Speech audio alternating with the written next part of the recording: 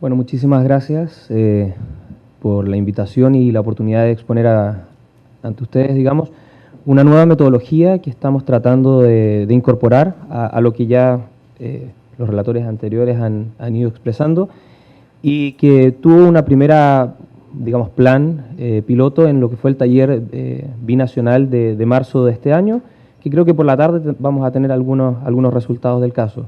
Pido mis excusas porque tengo la voz un poquito entrecortada, ando con un poquito de resfrío.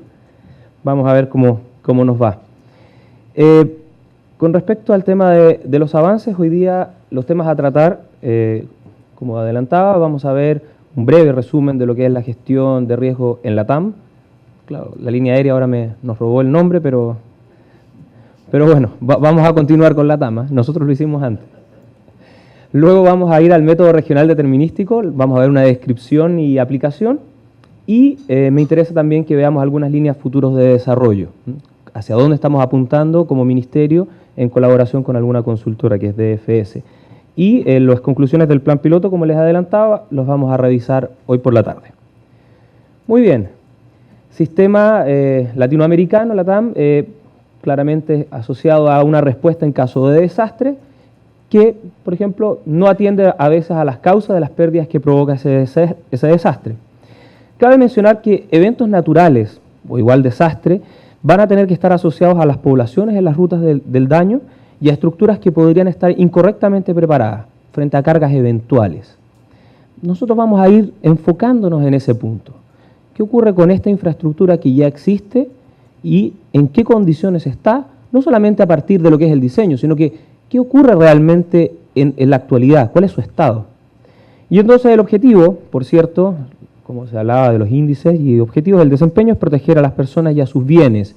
Podemos entonces entrar también a otros aspectos. En el carrusel que vemos aquí, algunas ideas sobre los sistemas nacionales que para hacer frente a estos desastres, y aquí tomo algunas palabras también de nuestro subsecretario de Chile. Obviamente hay que visualizar las instituciones, los mecanismos financieros para el control de estos desastres, normativas y políticas de gestión de riesgo, como es lo que estamos trabajando. De Fuente BID del año 2000 hacemos un pequeño resumen y vamos a tratar de identificar dónde está esta nueva metodología de aplicación enfocada. Bueno, en el primer punto está la determinación del riesgo, la evaluación del peligro, análisis de vulnerabilidad, análisis del riesgo propiamente tal y el control de pronósticos, como bien ya se han presentado aquí los consultores anteriores. Luego la mitigación estructural, suelo y normas, educación y capacitación. Y ahí hay un punto interesante, ahí hay un punto que nosotros tenemos que tener en cuenta, que es cuál es el mantenimiento de esas estructuras.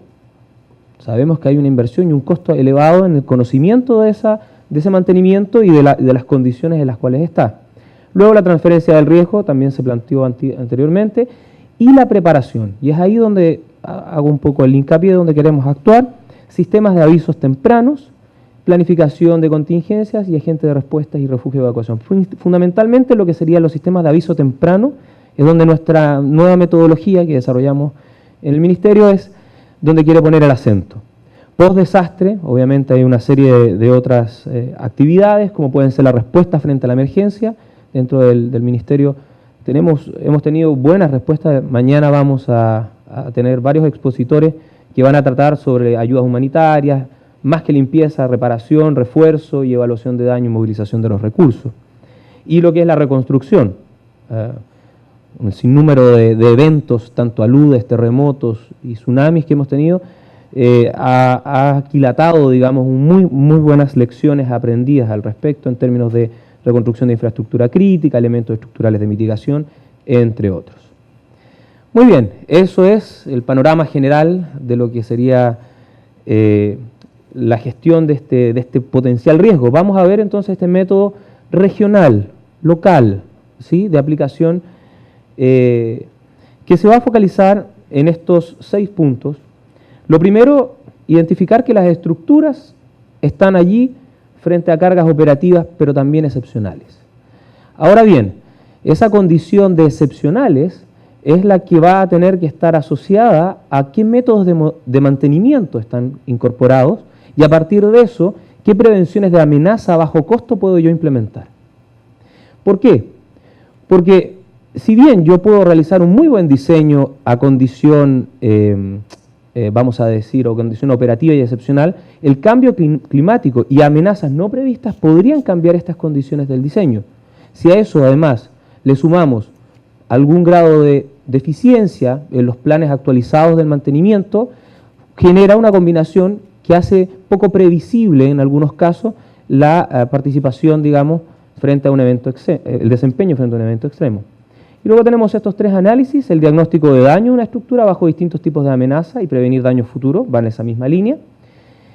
Y luego está el concepto de la descentralización, también se tocaba hoy día por la mañana. Lo que se busca con este método es descentralizar. Si bien toda la expertise podría estar focalizada en grupos académicos o niveles centrales de gobierno, el objetivo de esta metodología es mantener a través de procesos de capacitación o a medida de inspecciones a bajo costo una actualización de nuestras estructuras, obviamente con un soporte académico, profesional, mínimamente requerido. Vamos a ver cómo lo planteamos. Y finalmente, toda esa condición nos permite generar alertas tempranas a bajo costo, pero que en el caso que fuera requerido algún trabajo adicional, pudiesen generar alguna mayor inversión, algún proyecto adicional de inversión, pero ya identificado con bajos costos. Lo que presento aquí es un plan que está aplicado a la emergencia en Chile. Así se ve el tema de la emergencia en Chile y nosotros lo hemos reciclado en orden a la generación de este programa local. Vamos a ver cómo trabaja esto. Si yo tengo una estructura o un conjunto de estructuras, una red, la intención de la metodología es que a nivel subdepartamental o comunal pueda actuar sobre ella en orden a la identificación de cómo es su diseño y en orden a la identificación de los estados de mantenimiento de esa estructura. En una fase de materialidad y de ubicación del daño, pero posteriormente mirando siempre las eventuales amenazas que esto pudiese afectar. En caso de que estas cuadrillas de terreno de inspección detectasen alguna situación de riesgo, vamos a ver evaluada y tabulada adecuadamente, podrá ir generando alertas tempranas a los diferentes niveles, con diferentes niveles de profundización en la expertise del caso. Por ejemplo, de un comunal podría pasar a un departamental provincial, o definitivamente ya ir a un nivel central o estatual, digamos, donde pudieran, por ejemplo, ahí actuar directamente con un proyecto de inversión para la reparación o prevención o mitigación frente a la amenaza. Por lo tanto, la aplicación de este método podemos nosotros dividirlo en dos etapas y asociado a 4 fases. La etapa A va a estar asociada en 2 niveles. Una, la fase 1, relativa a lo que es la identificación del daño, pero del daño material, vamos a decir, de cada uno de los componentes de la estructura. Y luego una fase 2, que identifica ese daño dentro de la estructura, a nivel del efecto estructural de esta, que permita detectar cuáles son las condiciones siempre bajo carga operativa, o si ustedes prefieren, bajo carga de diseño. Todo eso está asociado o respaldado bajo lo que son los planes de mantenimiento. Esto puede ir ligado, y de hecho parte del trabajo lo hemos hecho de esa línea, asociado a los planes de mantenimiento. Por ejemplo, en el caso de estructuras de puerto, nos hemos acercado a los planes de mantenimiento de la Dirección de Obras Portuarias del Ministerio de Obras Públicas y hemos de ahí extraído algunas consideraciones. Caso de puentes, camino, la Dirección de Vialidad y así sucesivamente. En orden a generar fichas mirando a la amenaza desde la vertiente del mantenimiento. Y luego una tercera fase, un segundo nivel, que es el nivel de la prevención. Y aquí ya no solamente miramos las cargas operativas de diseño, sino que vemos la estructura en su condición real frente a cargas eventuales como pueden ser sismos, tsunami, aludes, etcétera, dependiendo la zona. Por eso es interesante el tema de la localía, porque serán entonces estos inspectores que conocen sus estructuras, que conocen sus eventualidades, quienes estén constantemente mirando y detectando esta estructura en caso de alguna variación o desviación del deterioro de ellas. En una etapa B, posterior, obviamente, frente a la alerta temprana de esto, actuaría en la implementación de los análisis probabilísticos como se ha planteado ya dentro de de esta reunión ejecutiva y obviamente a partir de eso las medidas de mitigación del caso. Es un poco confuso esto, pero bueno, vamos a tratar de mirar. La metodología entonces puede actuar de una manera preventiva, como ya lo he ido analizando, en asociación con la metodología COSIPLAN, tanto en estructuras existentes, fundamentalmente en estructuras existentes, como también aportando a estructuras futuras. En conjunto con la metodología probabilística, la colaboración de esta información dinámica y actualizada permitirá, por tanto, generar las medidas a implementar en cada locación cuando sean necesarias, en los momentos que sean necesarios. Y a partir de allí determinar, por ejemplo, reubicación de estructuras auxiliares, refuerzo o lo que toque el caso, a partir, obviamente, de umbrales de riesgo. ¿Cómo entonces se combinan estas dos metodologías? El método de evaluación regional determinístico, entonces, va a contemplar como conceptos casos generales, con menor data, menor información, pero bastante actualizada, puesto que está actuando de manera preventiva a corto plazo. Voy mirando con mi propia gente local constantemente las estructuras y por lo tanto, siguiendo esta ley de Sitter de la reducción de la reparación, costos reducidos en orden a generar las alertas tempranas. Y obviamente hay que tener algún previo conocimiento del desempeño de la estructura, es decir, conocimiento de los planos, memorias de cálculo y otros. ¿Qué conseguimos con eso? Refuerzo de las ideas, descentralización, optimización de los recursos y además detectar potenciales proyectos. En diferentes redes o grupos podré detectar zonas donde habrán proyectos que puedan ser eficientemente en términos de recursos. Todo esto permitirá entonces, a partir de los potenciales proyectos y la optimización de recursos, generar los estudios probabilísticos ya del grupo completo, asociado a un caso específico, ya con una data más de detalle, acciones a largo plazo, estudios mediante algoritmos de optimización y finalmente estudios de características de desempeño, por ejemplo, instrumentación si fuese el caso necesario. Algunos programas que hoy día se están desarrollando en esa línea. ¿Cómo es la metodología a la fecha? ¿Cómo la estamos desarrollando?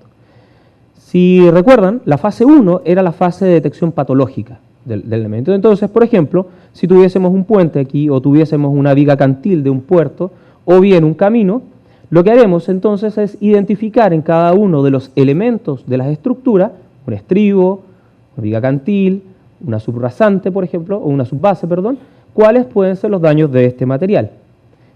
Para eso, la experiencia nos ha dado varios casos, ¿no? Corrosiones, problemas de socavación, muy típico en el caso de ríos torrenciales, andinos, ¿sí?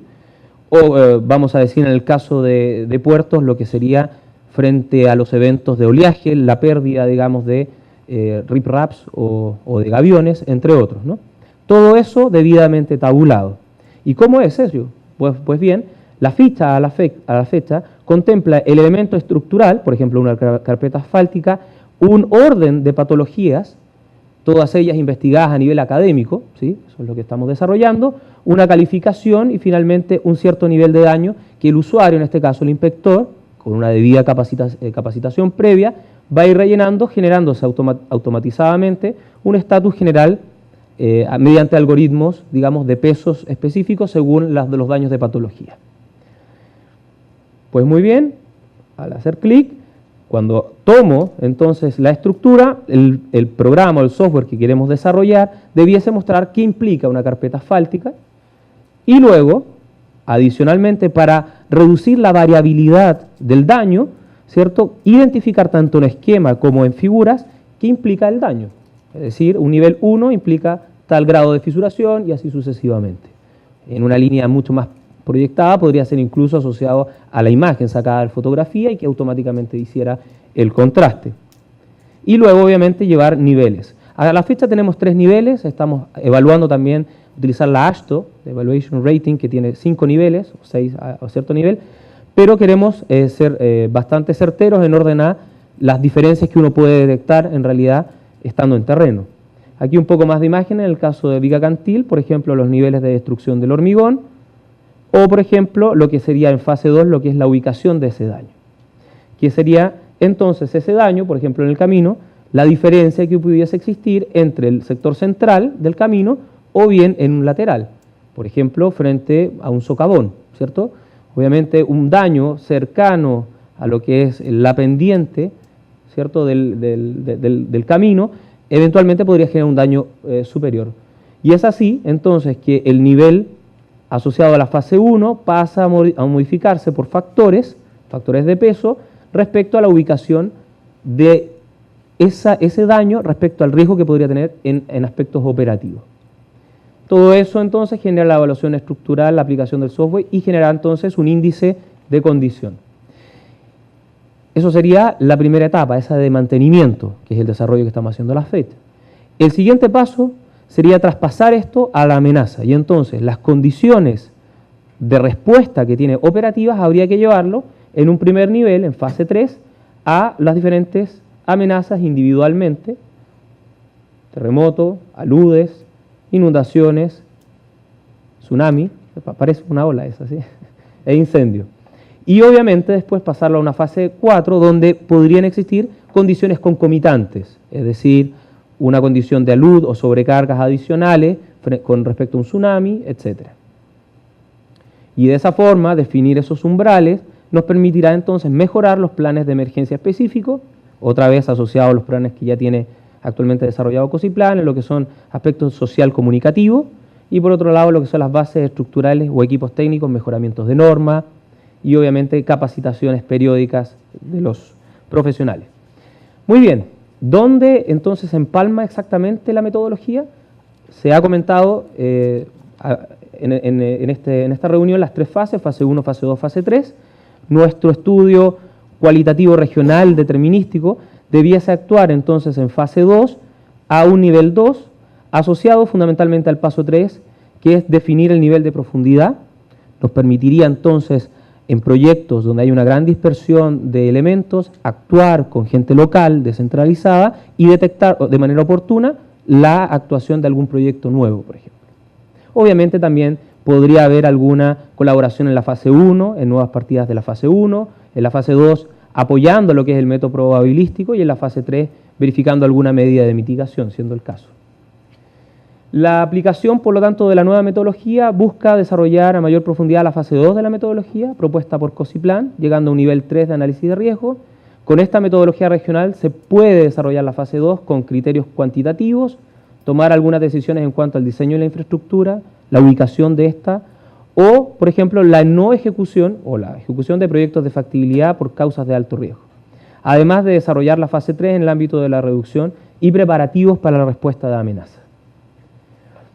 ¿Qué ventajas creemos que existen en orden al futuro esto? Obtención de datos, sí, hay una obtención de datos dinámica a partir de capacitaciones e inspecciones de terreno regional o local, si uno quiere, y gestión e integración de la información, siempre de una forma escalonada. Hay un análisis de información a partir de la predicción de la degradación de la infraestructura, ya no solamente tendríamos datos del diseño, sino que también actualizados con el estado real de la estructura, y un análisis de riesgo de la infraestructura en términos de la amenaza, más información para la toma de decisión. Todo esto permite optimización de recursos y definición de inversión de proyectos, reduciendo el riesgo de un financiamiento de la estructura. Eso correspondería entonces al trabajo que estamos desarrollando, Ministerio de Obras Públicas con DFS, hacia dónde queremos llegar en orden a implementación. Primero estamos intentando desarrollar algunos otros planes piloto, no solamente el de Arica, voy a partir de abajo hacia arriba. Por ejemplo, en Chile ya tenemos algunos contactos con la Dirección Regional de los Lagos en la Ruta 7. Nos interesa mucho porque hay estructuras singulares allá, puentes atirantados, puentes colgantes, que queremos mirar. Hay rutas también de montaña, que es algo nuevo, digamos, en Chile.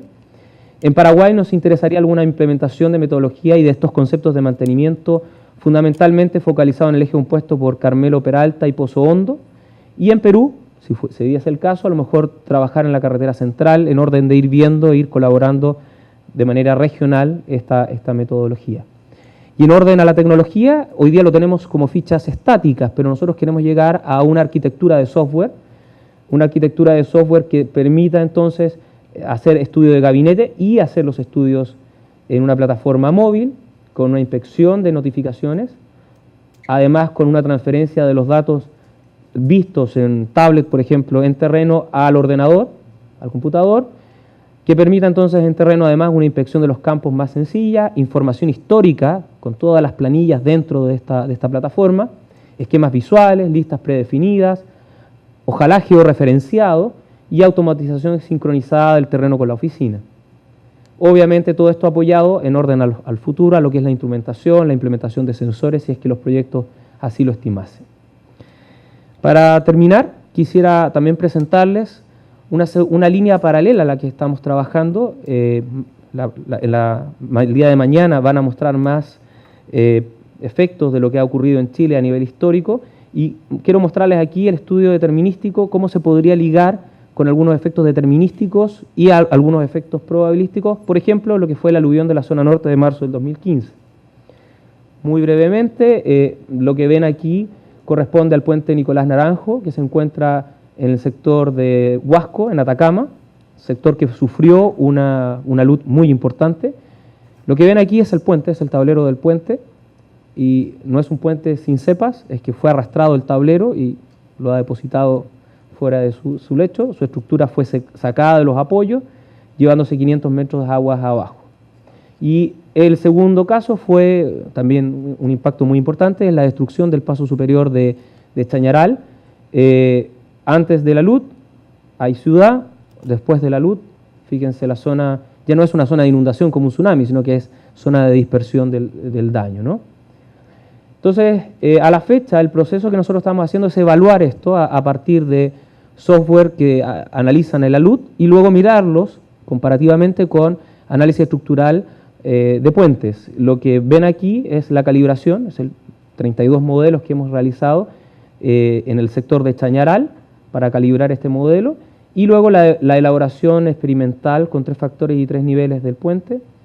Este análisis de DFS como herramienta trabaja sobre volúmenes derramados, ángulos de fricción, densidad, cohesión, coeficientes de estrés, viscosidad, aceleración, va modificando la topografía, va generando erosión, va generando sedimentación, lo cual es bastante bueno. Eso en orden primero a los ingresos de datos, y a la respuesta nos da los tiempos, las velocidades máximas promedio, espesores, distancia, etcétera, lo cual es muy bueno para asociarlo a análisis estructural, por ejemplo, del caso de los puentes. Algunas otras variables para la digitalización de esto, más que nada en orden a los procesos. Y aquí les quería mostrar un par de sectores, o sea, de modelos predictivos. Si hemos querido hacer primero un análisis predictivo y después tomar lo que la Dirección de Obras Hidráulicas del Ministerio de Obras Públicas ha trabajado para ver el contraste y generar una metodología de predicción a través de esta herramienta.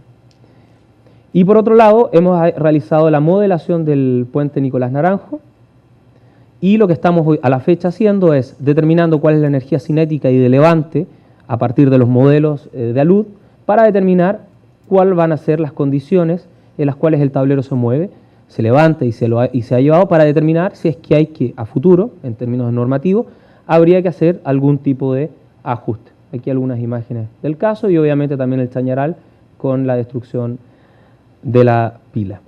Todo ese trabajo también fue en colaboración con jóvenes profesionales, el G12, que se llama el Ministerio de Obras Públicas. Digamos que es una idea futuro que se está desarrollando en orden a especializar no solamente en estructuras, sino que también en temas de desastre. Así que les agradezco la oportunidad y quedo atento a cualquier consulta del caso. Muchas gracias.